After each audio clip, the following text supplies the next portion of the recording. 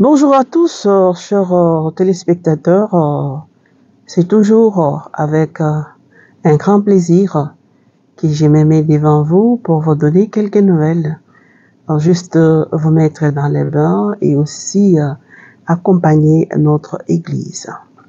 Et oui, nous sommes les mardis. Aujourd'hui, au niveau de l'Église de la RDC, les évêques membres de la Conférence épiscopale nationale du Congo ont commencé aujourd'hui les comités permanents.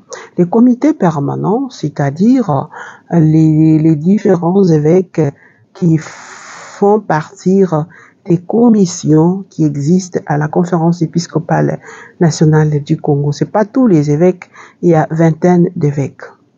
Nous avons la Conférence épiscopale nationale du Congo, les différentes commissions, puisque la CENCO a compris qu'il faut aussi des différentes commissions qui peuvent aider les évêques à comprendre beaucoup de questions liées à la vie pastorale et à la vie de l'Église, et aussi à la vie sociale. Vous avez la commission justice et paix. Nous avons aussi Caritas dans les domaines du développement, la commission donc ressources naturelles. Nous avons la commission de vie consacrée, et ça aussi c'est pour voir comment des congrégations évoluent, quels sont leurs problèmes, comment arranger, comment aider, comment ainsi de suite pour que l'œuvre de Dieu aille de l'avant. Il y a la commission séminaire et clergé pour voir aussi les différents séminaires qui existent, les séminaristes, petits, grands séminaristes, comment évoluer, comment orienter tout ça, ça existe aussi. Il y a aussi liturgie, tout ce qui est question liturgique, il y a aussi donc commission de liturgie et sacrement, les sacrements donc aussi, et puis il y a la commission d'évangélisation. Donc, toutes ces questions d'évangélisation, il y a la commission des doctrines de foi, ou de la foi. Donc, là aussi, des questions qui sont liées à la foi. Il y a la commission des laïcs, aussi problème des laïcs, etc. Il y a la commission de l'éducation. La commission de l'éducation qui regarde tout ce qui est aussi l'enseignement dans les écoles conventionnées catholiques ou les écoles dirigées par les catholiques. Vous comprenez? Donc, vraiment des commissions qui sont créées. Alors, ce sont ces évêques-là qui se rencontrent et puis ils vont essayer de voir dans chaque secteur quelles sont les problématiques, quelles sont les urgences, quels sont les projets, quels sont les projets à venir, les projets déjà exécutés, où est-ce que nous en sommes, tout ça. Et en dehors de ça, il y a aussi des institutions qui sont liées à la Conférence épiscopale nationale du Congo, ou créées par la Conférence épiscopale nationale du Congo. C'est à ce moment ici, les évêques aussi regardent. Il y a par exemple IFOD, la banque IFOD, ils regardent un peu la banque catholique. Il y a l'Université catholique du Congo, ils regardent s'il faut nommer les professeurs, qu'est-ce qu'il faut faire, si les professeurs ont fini les mandats, les doyens, ça aussi, ils regardent ça. Et puis, il y a aussi des bureaux de liaison avec les parlements. Il y a toujours quelqu'un de la CENCO qui est représenté au niveau des parlements c'est tout un bureau, c'est un laïc qui s'occupe de ça pour voir quelles sont les questions qui sont traitées là-bas, qu'est-ce qu'il faut proposer, ainsi de suite.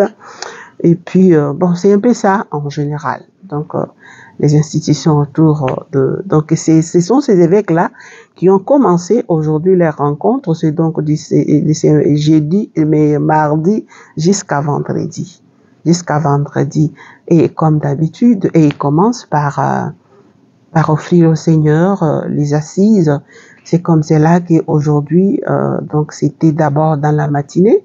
Ils les font chaque matin, mais aujourd'hui c'était la messe d'ouverture. Donc pour ouvrir les assises, c'était Monseigneur Marcel Otembi, président de la CENCO sortant, qui a célébré donc cette Eucharistie. Donc les évêques sont là, et puis les personnels de Caritas, et puis les secrétaires des différentes commissions dont j'ai cité, ce sont eux qui sont là aussi pour préparer les contenus à présenter aux évêques.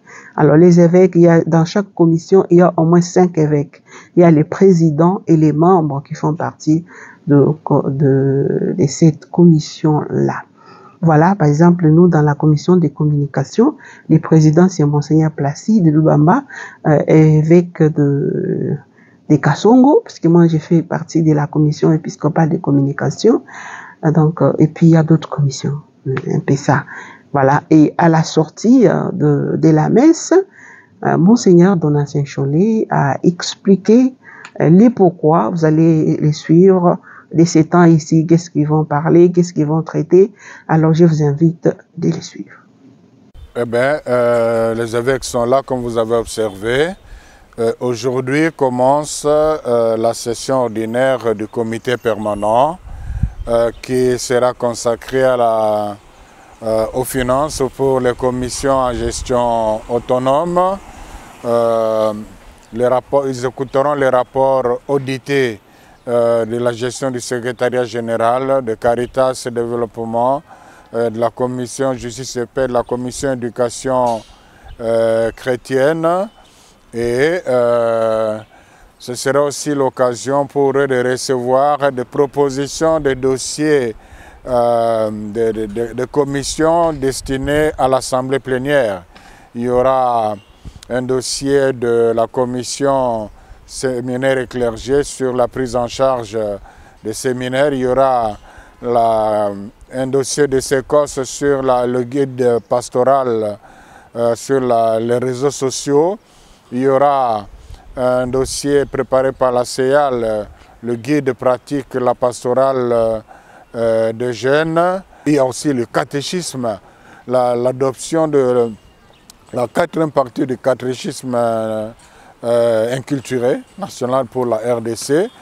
Et donc, ils vont examiner pour voir si ces dossiers sont bien préparés et recevables de manière à les traiter et voire même les adopter à l'Assemblée plénière qui viendra la semaine prochaine. Je sais que de tradition, le premier jour c'est consacré au paysage socio-pastoral préparé par la commission Justice et Paix. Mais en pareille circonstance, quand l'Assemblée plénière suit le comité permanent, généralement le comité permanent ne se prononce pas. Donc je ne sais pas ce que pensera l'Assemblée plénière par rapport à la situation sociopolitique actuelle. Après cette nouvelle de l'ouverture du comité permanent, mais je vous signale déjà que la semaine prochaine, le lundi, ça sera l'Assemblée plénière. Alors l'Assemblée plénière, c'est tous les évêques. Donc les évêques des 48 diocèses seront là. Et à la fin de ces assises, nous aurons aussi les nouveaux présidents de la conférence épiscopale nationale du Congo, puisque Monseigneur Marcel Otembi et Monseigneur Moko terminent leur mandat cette année. Monseigneur Moko peut-être peut être renouvelé parce que c'est son deuxième mandat, tandis que Monseigneur Otembi termine son mandat. Voilà, donc nous y reviendrons, les moments venus, nous viendrons avec les images. Une autre nouvelle, c'est donc dans la collaboration entre l'Église et l'État, et les diocèses continuent vraiment à faire beaucoup de bonnes choses, ce qui fait qu'au diocèse de Kikwit, Monseigneur donc Bodika, avant de venir ici à Kinshasa, a inauguré la coordination des écoles catholiques du diocèse de Kikwit. Et je vous invite de suivre cette belle œuvre. C'est vraiment encourageant. C'est à travers cette messe d'action de grâce que Monseigneur Timothée Bodika, évêque du diocèse de Kikwit, a procédé à l'inauguration ainsi qu'à la bénédiction du bureau de la coordination diocésaine des écoles conventionnées catholiques de Massimanimba, et ce, en présence du ministre provincial de l'EPST Kwilu, Eric Mouziazia, représentant du gouverneur, et de plusieurs notables et chrétiens venus de partout. Ce bâtiment sorti de terre est une initiative de l'abbé Michel Ziata, prêtre du diocèse de Kikwit en 2012, alors qu'il n'avait que 7 ans de vie sacerdotale et 34 ans d'âge, qui a connu la continuité jusqu'à l'achèvement des travaux par l'abbé Dieudonné Byungu, à la grande satisfaction de Monseigneur Timothée Bodica qui invite tous les chrétiens à prioriser l'enseignement de qualité et surtout en Masimanimba tout en signalant ceci.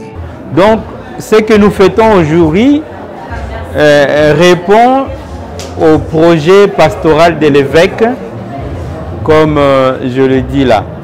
Donc, un sentiment de joie.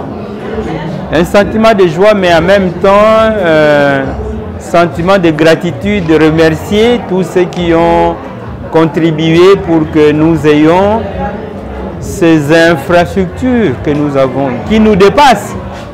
Qui pourrait croire que Masimanimba pouvait se doter de tels bâtiments. La joie de l'abbé coordinateur Dieudonné Byongou de préciser que dans ce bâtiment se trouvent quelques unités de production, notamment la grande salle des fêtes et des appartements pour des passagers à Masimanimba, avant d'indiquer ceci. En ce jour où nous célébrons donc un événement de grande résonance pour notre territoire de Masimanimba, pour notre diocèse de Kikwit, qu'il nous soit permis de chantonner fièrement à la suite du psalmiste cet autre hymne de jubilation. Rendez grâce au Seigneur, car il est bon, éternel de son amour. Il faut noter que les travaux de ces bureaux ont coûté 307 000 $ et son inauguration a connu plusieurs activités des élèves marquées par des poèmes et pièces de théâtre sanctionnées par ce sacré repas copieux avec quelques pas de danse pour féliciter l'œuvre des prêtres du diocèse de Kikwit qui ont brillé par l'excellence.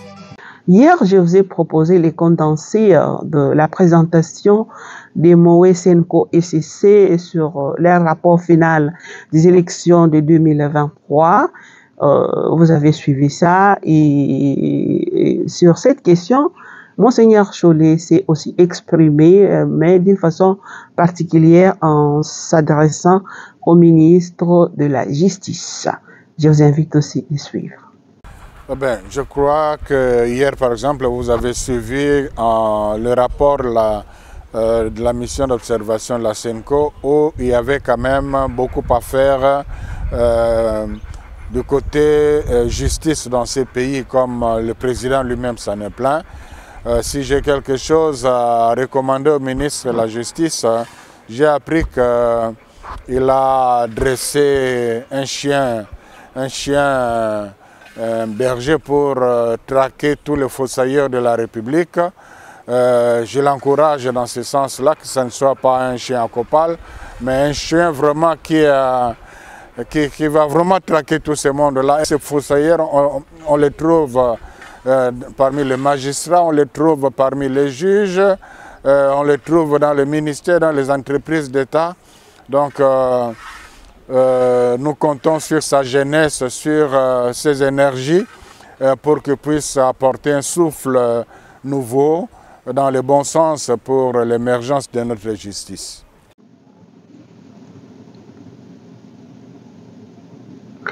Voilà, aujourd'hui, je crois que nous allons nous arrêter ici. Je voulais souligner une chose. Il y a beaucoup de gens qui m'écrivent donc pour dire: ma sœur, on aimerait aussi intervenir dans l'émission en direct. Et je vous assure, c'est mon grand souhait. J'aurais bien voulu, nous donnons des rendez-vous. Par exemple, si tel thème, j'invite un prêtre, les prêtres viennent, vous posez des questions. C'est ça mon souhait, j'aimerais. Mais il faut avoir des matériels pour faire ça. Il faut avoir les matériels pour faire ça. Je me suis renseigné, c'est plus de 1800 $. Où est-ce que moi je vais trouver les 1800 $ pour faire ça? Donc je me contente un peu de ce que j'ai fait. Si un jour il y a des gens de bonne volonté qui disent par exemple: moi j'achète les micros, moi je n'ai pas besoin qu'on me donne l'argent. Quelqu'un dit: moi j'achète les mixeurs, je vous donne.